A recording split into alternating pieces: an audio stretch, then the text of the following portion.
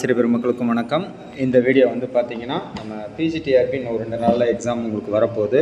இன்னும் ஒரு கரெக்டாக ஒரு 2 நாள் தான் இருக்குது. நாளைக்கு நாளை மறுநாள் 2 நாள் தான் இருக்குது. சண்டே வந்து உங்களுக்கு எக்ஸாம். ஏற்கனவே வந்து பார்த்தீங்கன்னா ஜென்ரலாக உள்ள பேப்பர், அதாவது சைக்காலஜி, அதுக்கப்புறம் ஜென்ரல் ஸ்டடீஸ், அதுக்கப்புறம் தமிழ், ஜென்ரல் தமிழ், இது எல்லாத்துக்குமே வந்து பார்த்திங்கன்னா ஓரளவுக்கு நம்ம வந்து கொஷின்ஸ் வீடியோஸ் போட்டிருந்தோம். அதேமாரி மெட்டீரியலும் கொடுத்துருந்தோம் உங்களுக்கு பிடிஎஃபாக. இப்போ என்ன பண்ணியிருக்கோம் அப்படின்னா, தனித்தனியாக ஒவ்வொரு யூனிட்டுக்காக கொடுத்ததுக்கு பதிலாக ஃபுல்லாகவே ஒரு 10 யூனிட்டுக்கு சேர்ந்த மாதிரி ஒரு 100 கொஷின்ஸ் கம்பைன் பண்ணி ஒவ்வொரு யூனிட்டுக்கும் 10 கொஷின் அப்படிங்கிற மாதிரி ஒரு 3 ரிவிஷன் கொடுக்கலான்ட்டு இருக்கோம். அந்த 3 ரிவிஷனுமே பார்த்தீங்கன்னா 10 யூனிட்டுக்கும் சேர்ந்த மாதிரி ஒரு 100 கொஷின்ஸ். அது மாதிரி பார்த்தீங்கன்னா ஒரு 3 ரிவிஷன் சைக்காலஜிக்கு, அதே மாதிரி வந்து பார்த்திங்கன்னா ஜென்ரல் ஸ்டடீஸுக்கும் கொடுக்கலான் இருக்குது.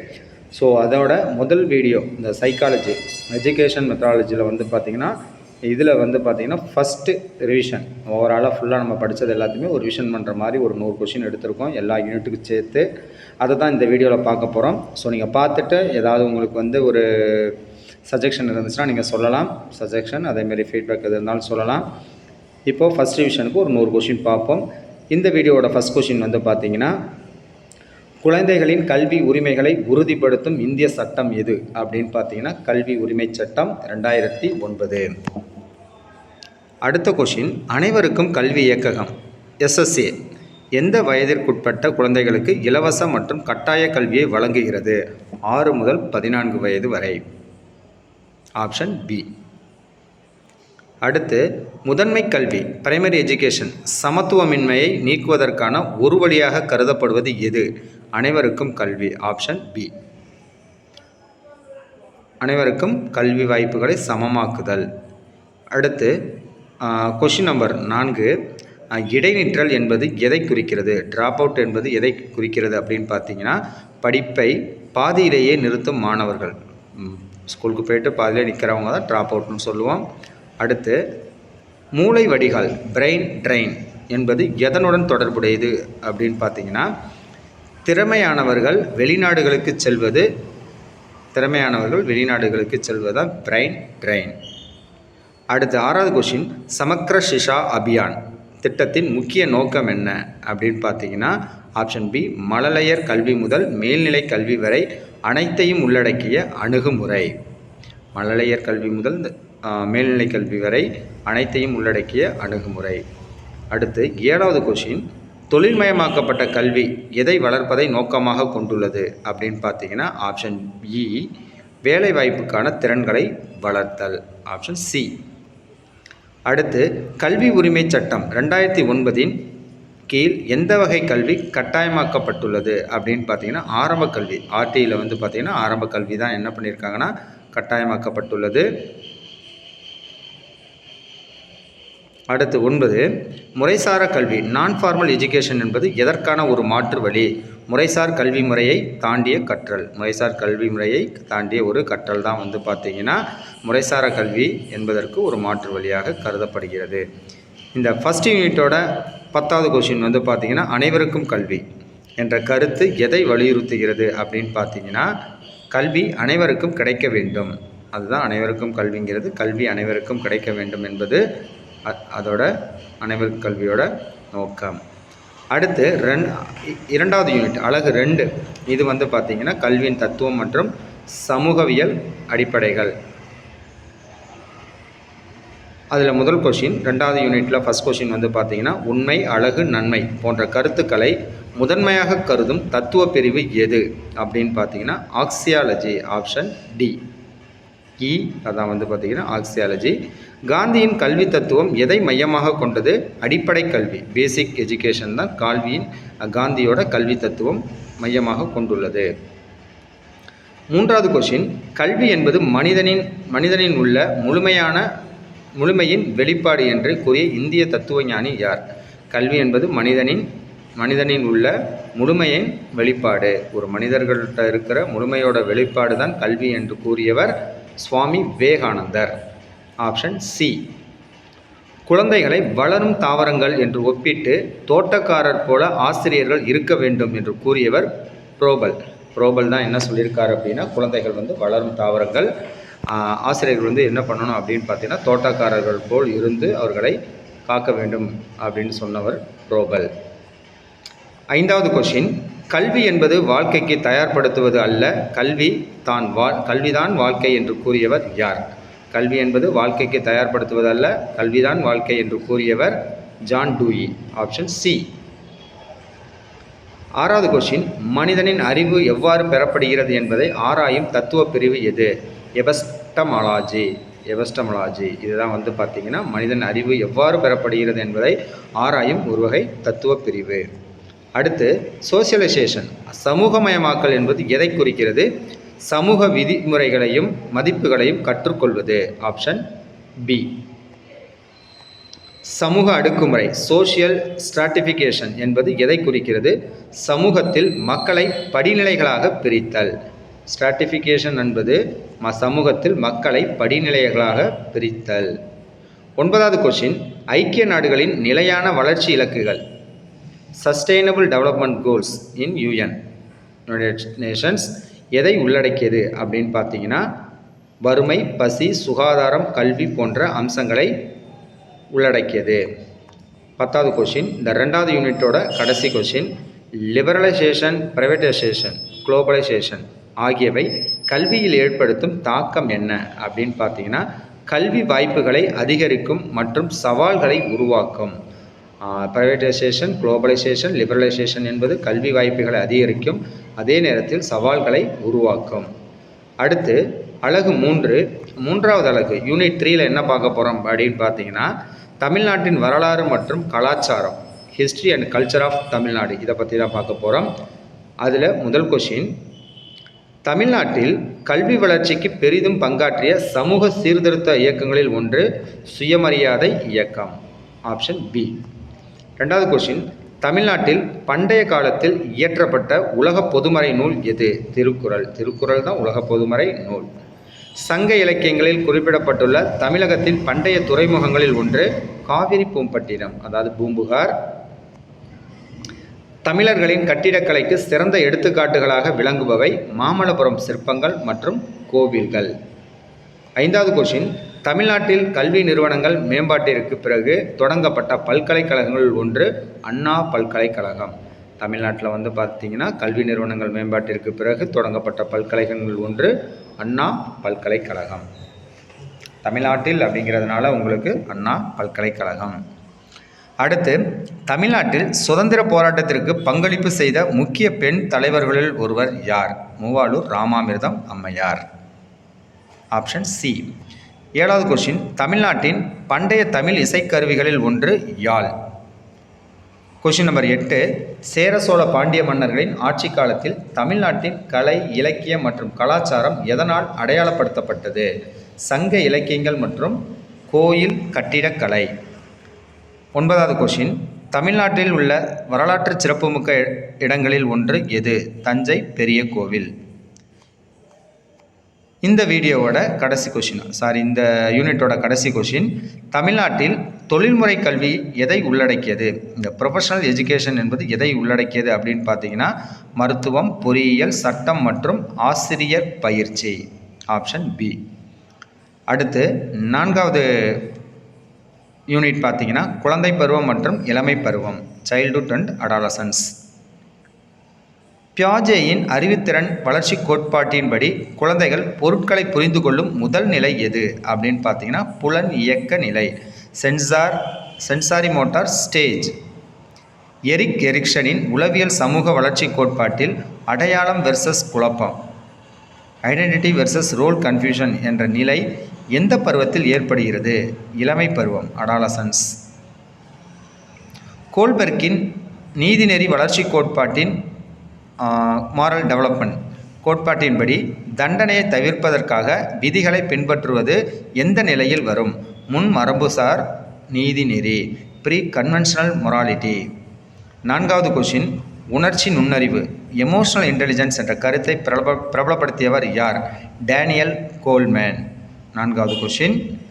5வது கொஸ்டின், கற்றல் குறைபாடுள்ள குழந்தைகள், children with special needs, CWSN என்பவர்கள் யார் அப்படின்னு பார்த்தீங்கன்னா ஆப்ஷன் பி, குறிப்பிட்ட கற்றல் சிரமங்கள் அல்லது குறைபாடுகள் கொண்ட குழந்தைகள். அடுத்தது பருவமடைதல் என்பது பொதுவாக எந்த வயதிற்குட்பட்ட காலப்பகுதியை குறிக்கிறது? 10 முதல் 19 வயது. 7வது கொஷின், பருவமடைதலில் ஏற்படும் முக்கிய உடல் மாற்றங்களில் ஒன்று எது அப்படின்னு பார்த்தீங்கன்னா ஹார்மோன் மாற்றங்கள் மற்றும் உடல் வளர்ச்சி.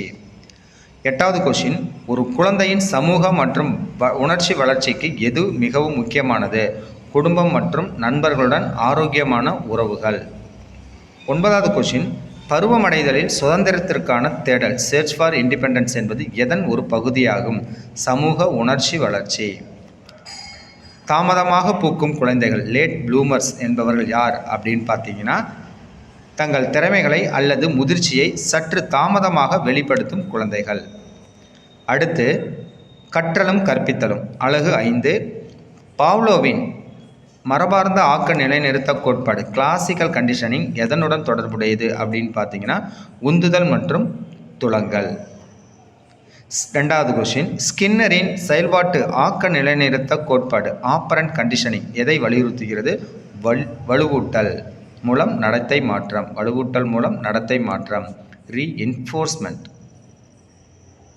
தொடக்கநிலை மனப்பாடம் பொதுவாக எவ்வளவு நேரம் தகவல்களை தக்க வைக்கும்? ஒரு சில வினாடிகள். உள்நோக்கு கற்றல் இன்சைட் லேர்னிங் என்ற கருத்தை முன்வைத்தவர் உல்ஃப்காங் கோலர். Option C. கற்றல் வளைவளைவு என்பது எதை குறிக்கிறது அப்படின்னு பார்த்தீங்கன்னா ஒரு குறிப்பிட்ட நேரத்தில் ஒரு நபர் எவ்வளவு கற்றுக்கொள்கிறார் என்பதன் காட்சி பிரதிநிதித்துவம். 6வது கொஷின், முயன்று தவறி கற்றல் என்ற கோட்பாட்டை முன்வைத்தவர் யார்? தாண்டே. 7வது கொஷின், சிறு கற்பித்தல் மைக்ரோ டீச்சிங் என்பது எதற்கான ஒரு பயிற்சி முறையாகும்? ஆசிரியர்கள் ஒரு குறிப்பிட்ட கற்பித்தல் திறன்களை மேம்படுத்துதல். ஆசிரியர்களோட குறிப்பிட்ட ஒரு கற்பித்தல் திறன்களை மேம்படுத்துதல் தான் மைக்ரோ டீச்சிங். அடுத்து ஒரு கற்றல் பாணியில் கேட்டல் என்பது எதை குறிக்கிறது? கேட்டு கற்றல். 9வது கொஷின், ஆசிரியர் மைய கற்பித்தல் முறையில் வகுப்பறையின் முக்கிய பங்கு யாருக்கு உள்ளது? ஆசிரியருக்கு. அறிவுசார் வளர்ச்சி கோட்பாடு கற்றலை எப்படி பார்க்கிறது? காக்னேட்டிவிசம் கற்றலை எப்படி பார்க்கிறது அப்படின்னு பார்த்தீங்கன்னா தகவல் செயலாக்கம், புரிதல் மற்றும் மனரீதியான செயல்முறைகள். அடுத்து 6வது அலகு நுண்ணறிவு மற்றும் ஆளுமை இன்டெலிஜென்ஸ் அண்ட் பெர்சனாலிட்டி. மாஸ்லோவின் தேவைகளின் படிநிலை கோட்பாட்டின் அடிப்படை உயிர் பிழைப்பு தேவைகளுக்கு பிறகு வரும் தேவை என்ன? இந்த அடிப்படை ஹியர்சி ஆஃப்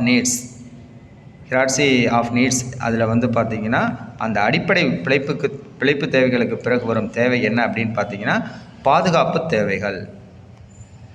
பல வகை நுண்ணறிவு கோட்பாடு என்ற கருத்தை முன்மொழிந்தவர் யார்? Howard Gardner. அடுத்து நுண்ணறிவு ஈவு ஐக்கு என்பதன் சூத்திரம் என்ன? ஃபார்முலா என்னன்னு பார்த்தீங்கன்னா மனவயது உடல் வயது என்று 100. சில இடத்துல வந்து பார்த்திங்கன்னா மன வயது பை கால வயது என்று 100 கூட இருக்கும். ஸோ இந்த இதில் கொடுக்கறதுல மன வயது டிவைடட் பை உடல் வயது இன்ட்டு 100. டிஸ்லெக்ஷியா என்பது எதனுடன் தொடர்புடைய ஒரு கற்றல் அப்படின்னு பார்த்தீங்கன்னா வாசிப்பு. டிஸ்லெக்ஷியா அப்படிங்கிறது ஒரு வாசிப்பு தொடர்புடைய ஒரு கற்றல் குறைபாடு. கார்ல் யுங் ஆளுமை கோட்பாடு எதை அடிப்படையாக கொண்டது? கூட்டு நனவிலி கலெக்டிவ் அன்கான்சியஸ் மற்றும் ஆர்கிடைப்ஸ். Option B. 6வது கொஷின், பெருங்கடல் 5 பிக் 5 ஆளுமை பண்புகளில் ஒன்று எது? நேர்மை அல்லது திறந்த மனது ஓப்பன்னஸ். 7வது கொஷின், மனநலம் மற்றும் மன தூய்மை என்பது எதனுடன் தொடர்புடையது? Option B. உணர்ச்சி உளவியல் மற்றும் சமூக நல்வாழ்வு. உணர்ச்சி உளவியல் மற்றும் சமூக நலவாழ்வு என்பதுதான் மனநலம் மற்றும் மன தூய்மை என்பதுடன் தொடர்புடையது. 8வது கொஷின், ஒரு நபர் ஒரு குறிப்பிட்ட சூழ்நிலைக்கு தகுந்தாற்போல் தன்னை மாற்றிக்கொள்வது என்ன? சரி செய்தல் அட்ஜஸ்ட்மெண்ட். ஒரு மாணவருக்கு பொருத்தமான கல்வி பாதை அல்லது தொழில்முறை வாழ்க்கையை தேர்ந்தெடுப்பதில் உதவும் செயல்முறை எது? ஆலோசனை கவுன்சிலிங். 10வது கொஷின், இந்த யூனிட்டோட லாஸ்ட் கொஷின், சிருஷ்டிப்பு திறன் என்பது எதனுடன் நெருக்கமாக தொடர்புடையது? கற்பனை திறன் மற்றும் புதுமையான சிந்தனை. அடுத்து 7வது யூனிட் கல்வி மதிப்பீடு எஜுகேஷ்னல் எவாலுவேஷன். முதல் கொஷின், கற்றல் செயல்முறையின் போது மாணவர்களின் முன்னேற்றத்தை கண்டறியவும் கற்பித்தல் முறையை சரி செய்யவும் உதவும் மதிப்பீட்டு வகை எது? வடிவமைப்பு மதிப்பீடு, ஃபார்மேட்டிவ் எவாலுவேஷன். இரண்டாவது கொஷின், ஒரு தேர்வு அல்லது கருவி அதன் நோக்கத்தை எந்த அளவுக்கு சரியாக அளவிடுகிறது என்பதை குறிக்கும் பண்பு செல்லுபடியாகும் தன்மை, வேலிடிட்டி. நீல அச்சு, ப்ளூ பிரிண்ட் என்பது எதற்கான ஒரு விரிவான திட்டமாகும்? கேள்வித்தாள் தயாரித்தல்.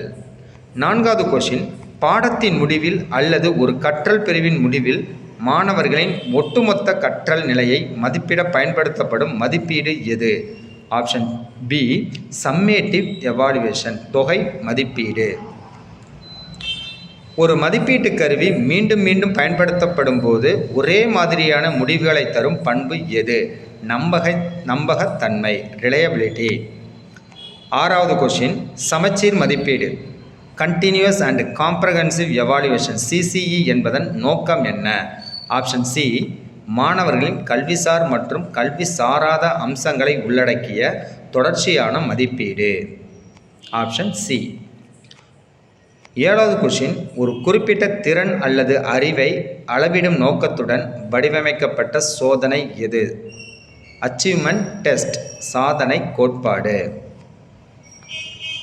சாதனை சோதனை. ஒரு கேள்வித்தாள் கடினத்தன்மை மற்றும் பாகுபடுத்தும் சக்தியை பகுப்பாய்வு செய்யும் செயல்முறை என்ன? ஒரு கேள்வித்தாள் கடினத்தன்மை மற்றும் பாகுபடுத்தும் சக்தியை பகுப்பாய்வு செய்யும் செயல்முறை என்ன அப்படின்னு பார்த்தீங்கன்னா உருப்படி பகுப்பாய்வு, ஐட்டம் அனலைசிஸ். ஒன்பதாவது கொஷின், ஒரு குறிப்பிட்ட துறை அல்லது பாடத்தில் மாணவரின் பலம் மற்றும் பலவீனங்களை கண்டறிய பயன்படுத்தப்படும் மதிப்பீடு எது? நோயறிதல் மதிப்பீடு, டயக்னஸ்டிக் டெஸ்ட். இந்த டயக்னஸ்டிக் டெஸ்ட் தான் பார்த்தீங்கன்னா ஒரு மாணவரின் பலம் மற்றும் பலவீனம், ஸ்ட்ரென்த் அண்ட் வீக்னஸை பற்றி அறிய உதவிடும் ஒரு மதிப்பீடு. இந்த டாப்பிக்கோட இந்த யூனிட்டோட லாஸ்ட் கொஷின், மாணவர்கள் கற்றல் முன்னேற்றத்தை கண்காணிக்க பயன்படும் ஒரு ஆவணங்களின் தொகுப்பு போர்ட்ஃபோலியோ. மாணவர்களின் கற்றல் முன்னேற்றத்தை கண்காணிக்க பயன்படும் ஒரு ஆவணங்களின் தொகுப்பு போர்ட்ஃபோலியோ. அடுத்து 8வது யூனிட், மேலாண்மை மற்றும் நிர்வாகம், மேனேஜ்மெண்ட் அண்ட் அட்மினிஸ்ட்ரேஷன். மேலாண்மை கோட்பாடுகள், அதாவது பிரின்சிபல்ஸ் ஆஃப் மேனேஜ்மெண்ட் எதற்கு வழிகாட்டுகின்றன? ஒரு நிறுவனத்தை ஒழுங்காக நடத்த. Option A. கல்வி நிர்வாகத்தின் செயல்பாடுகளை விவரிக்கும் பாட்ஸ்கார்ப் என்பதன் விரிவாக்கம் என்ன அப்படின்னு பார்த்தீங்கன்னா பாட்ஸ்கார்ப் டி இல்லைனா எஸ். இதில் கொடுத்துருக்கப்படி planning, organisation, staffing, directing, coordinating, reporting and budgeting. Suppose POSDCORB POD இருந்துச்சுன்னா ஃபஸ்ட்டு பார்த்தீங்கன்னா டைரக்டிங், அதுக்கப்புறம் ஸ்டாஃபிங் வரும். அதனால் இந்த பாட்ஸ்கார்ப் அப்படிங்கிறத இங்கே எப்படின்னு பார்த்துக்குங்க. அடுத்து ஸ்வாக் பகுப்பாய்வு, ஸ்வாக் அனலைசிஸ் என்பதில் எஸ் என்பது எதை குறிக்கும்? எஸ் என்பது ஸ்ட்ரென்த், பலம். மொத்த தர மேலாண்மை, டோட்டல் குவாலிட்டி மேனேஜ்மெண்ட் என்பதன் முக்கிய நோக்கம் என்ன அப்படின்னு பார்த்தீங்கன்னா வாடிக்கையாளர் திருப்தியை மையமாக கொண்டு தொடர்ச்சியான மேம்பாடு. டிக்யூமோட முக்கிய நோக்கம் என்ன அப்படின்னு பார்த்தீங்கன்னா வாடிக்கையாளரோட திருப்தியை மையமாக கொண்டு தொடர்ச்சியாக மேம்பாடு அடைவது. 5வது கொஷின், கல்வி நிறுவனங்களில் மேலாண்மையின் முக்கியத்துவம் என்ன? வளங்களை திறம்பட பயன்படுத்தி இலக்குகளை அடைவது. கல்வி நிறுவனங்களில் ஃபினான்ஷியல் மேனேஜ்மெண்ட்டோட முக்கியத்துவம் என்ன அப்படின்னு பார்த்தீங்கன்னா இந்த சோர்சஸ், இந்த இதெல்லாம் வந்து பார்த்திங்கன்னா வளங்களை திறம்பட பயன்படுத்தி இலக்குகளை டு அச்சீவ் த கோல். தலைமைத்துவ கோட்பாடுகள் எதை ஆராய்கின்றன? லீடர்ஷிப் தியரிஸ் எதை ஆராய்கின்றன அப்படின்னு பார்த்தீங்கன்னா பயனுள்ள தலைவர்களின் குணாதிசயங்கள் மற்றும் நடத்தைகள். அடுத்த கொஷின், ஒரு கல்வி நிறுவனத்தின் வெற்றியில் பங்குதாரர்களின் பங்கு என்ன? ஒரு கல்வி நிறுவனத்தின் மீது அக்கறை கொண்ட அனைத்து தரப்பினரும், அதாவது மாணவர்கள், பெற்றோர்கள், ஆசிரியர்கள் மற்றும் சமூகம் எல்லாமே பார்த்தீங்கன்னா பங்குதாரர்கள், அவங்களோட பங்கு எல்லாமே இருக்கிறது. 8வது கொஸ்டின், கல்வி நிர்வாகத்தில் மனிதவள மேலாண்மை, பர்சனல் மேனேஜ்மெண்ட் எதை உள்ளடக்கியது அப்படின்னு பார்த்தீங்கன்னா ஆசிரியர்கள் மற்றும் பணியாளர்களை நியமித்தல், பயிற்சி அளித்தல் மற்றும் நிர்வகித்தல். பள்ளி தலைவர்களின் முக்கிய பொறுப்புகளில் ஒன்று பள்ளியின் ஒட்டுமொத்த நிர்வாகம், கற்பித்தல் மற்றும் கற்றலை மேம்படுத்துவது. Option B. கல்வி நிறுவனங்களில் மதிப்பீடு மற்றும் அங்கீகாரம் எதற்காக செய்யப்படுகிறது அப்படின்னு பார்த்தீங்கன்னா கல்வி நிறுவனங்களின் தரம் மற்றும் செயல்திறனை உறுதிப்படுத்த. அந்த அசஸ்மெண்ட் அண்ட் அக்ரிடேஷன் எதுக்காக அப்படின்னு பார்த்தீங்கன்னா ஒரு கல்வி நிறுவனத்துக்கு அந்த நிறுவனத்தோட தரம் மற்றும் செயல்திறனை உறுதிப்படுத்துவதற்காக. அலகு 9 பாடத்திட்ட வடிவமைப்பு மற்றும் மேம்பாடு, கரிக்குலம் டிசைன் அண்ட் டெவலப்மெண்ட். இதில் முதல் கொஷின், பாடத்திட்ட மேம்பாடு செயல்முறையின் முதல் படி என்ன அப்படின்னு பார்த்தீங்கன்னா டு ஐடென்டிஃபை த நீட்ஸ், தேவைகளை அடையாளம் காணுதல். பாடத்திட்டம் உருவாக்கும் போது கற்றவரை மையமாக கொண்ட அணுகுமுறை, லேர்னர் சென்டர்ட் அப்ரோச் எதை வலியுறுத்துகிறது அப்படின்னு பார்த்தீங்கன்னா மாணவர்களின் தேவைகள், ஆர்வங்கள் மற்றும் கற்றல் பாணிகள். Option B. மறைக்கப்பட்ட பாடத்திட்டம், ஹிடன் கரிக்குலம் என்பது எதை குறிக்கிறது? பள்ளியில் அதிகாரப்பூர்வமாக கற்பிக்கப்படாத ஆனால் மாணவர்கள் கற்றுக்கொள்ளும் மதிப்புகள், விதிமுறைகள் மற்றும் எதிர்பார்ப்புகள். இவை தான் பார்த்தீங்கன்னா உங்களுக்கு ஹிடன், மறைக்கப்பட்ட பாடத்திட்டம் என்பதை குறிக்கிறது. பாடத்திட்ட அமைப்பில் சுழல் அணுகுமுறை, ஸ்பைரல் அப்ரோச் என்றால் என்ன அப்படின்னு பார்த்தீங்கன்னா ஆப்ஷன் பி. ஒரு கருத்து படிப்படியாக வெவ்வேறு நிலைகளில் ஆழமாக மீண்டும் கற்பிக்கப்படுகிறது. ஒரு கருத்தானது படிப்படியாக வெவ்வேறு நிலைகளில் ஆழமாக மீண்டும் கற்பிக்கப்படுவது தான் ஸ்பைரல் அப்ரோச். 5வது கொஷின், திறன் அடிப்படையிலான பாடத்திட்டம், காம்பிடன்சி பேஸ்டு கரிக்குலம் எதை மையமாக கொண்டுள்ளது அப்படின்னு பார்த்தீங்கன்னா குறிப்பிட்ட திறன்கள் மற்றும் அறிவை நடைமுறையில் பயன்படுத்துதல். Option B. 6வது கொஷின், பாடத்திட்ட மதிப்பீட்டின் முக்கிய நோக்கம் என்ன? பாடத்திட்டத்தின் பலம், பலவீனங்கள் மற்றும் செயல்திறனை தீர்மானித்தல். Option B. 7வது கொஷின், முழுமையான பாடத்திட்டம் கோர் கரிக்குலம் என்பது எதை குறிக்கிறது அப்படின்னு பார்த்தீங்கன்னா ஆப்ஷன் பி. அனைத்து மாணவர்களும் கட்டாயம் படிக்க வேண்டிய அடிப்படை பாடங்கள், அதுதான் பார்த்தீங்கன்னா கோர் கரிக்குலம் என்று அழைக்கப்படுகிறது.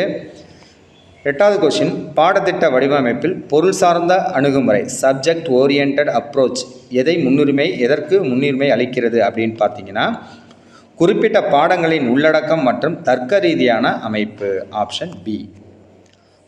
9வது கொஷின், ரால்ஃப் டைலர் முன்மொழிந்த பாடத்திட்ட மாதிரியின் முக்கிய அம்சங்களில் ஒன்று எது? கற்றல் அனுபவங்களை தேர்ந்தெடுத்தல் மற்றும் ஒழுங்கமைத்தல். கற்றல் அனுபவங்களை தேர்ந்தெடுத்தல் மற்றும் ஒழுங்கமைத்தல். Option B. பாடத்திட்ட கோட்பாடுகளின் முக்கியத்துவம் என்ன? பிரின்சிபிள்ஸ் ஆஃப் கரிக்குலம், இதோட இம்பார்ட்டன்ஸ் என்ன அப்படின்னு பார்த்தீங்கன்னா பாடத்திட்டத்தை வடிவமைப்பதற்கான வழிகாட்டுதல்கள் மற்றும் அடிப்படை கருத்துக்களை வழங்குதல். Option B. அடுத்து இந்த வீடியோவோட கடைசி யூனிட் 10வது யூனிட் பார்த்தீங்கன்னா போதனை மற்றும் கல்வி தொழில்நுட்பம், இன்ஸ்ட்ரக்ஷனல் அண்ட் எஜுகேஷ்னல் டெக்னாலஜி. ப்ளூமின் வகைப்பாட்டின்படி அறிவுத்திறன் களத்தில் உள்ள மிக உயர்ந்த நிலை, ப்ளூமோட வகைப்பாடு, ப்ளூம்ஸ் டாக்ஸானமி இருக்குது, அதில் காக்னிட்டிவ் டொமைனில் உள்ள மிக உயர்ந்த நிலை என்ன அப்படின்னா கிரியேட்டிங், உருவாக்குதல் தான் பார்த்தீங்கன்னா ப்ளூமின் வகைப்பாட்டில் அறிதிறன் களத்தில் உள்ள மிக உயர்ந்த நிலை. 2வது கொஷின், திட்டமிடப்பட்ட கற்றல், ப்ரோக்ராம்டு லேர்னிங் என்பது எதை குறிக்கிறது அப்படின்னு பார்த்தீங்கன்னா ஆப்ஷன் பி. படிவாரியான சுயமாக கற்றல் மற்றும் உடனடி பின்னூட்டம். Option B. அடுத்து 3வது கொஷின், அடி மாடல் என்பது எதற்கான ஒரு கட்டமைப்பு அப்படின்னு பார்த்தீங்கன்னா கற்பித்தல் வடிவமைப்பு. Option B. இந்த அட்டி அப்படிங்கிறது என்ன அப்படின்னு பார்த்தீங்கன்னா A stands for analysis, D stands for design, இன்னொரு டி பார்த்தீங்கன்னா development, I implement, E evaluation. Analysis, design, development, implementation, அதுக்கப்புறம் எவாலுவேஷன், இதுதான் அட்டின்னு சொல்கிறோம். இதோட கட்டமைப்பு என்பது எப்படி இருக்கிறது அப்படின்னு பார்த்தீங்கன்னா கற்பித்தல் வடிவமைப்பு, இன்ஸ்ட்ரக்ஷனல் டிசைன். MOOCs என்பதன் விரிவாக்கம், மூக் அப்படிங்கிறது massive open online courses. Option A. Massive open online courses அது மேசிவ்.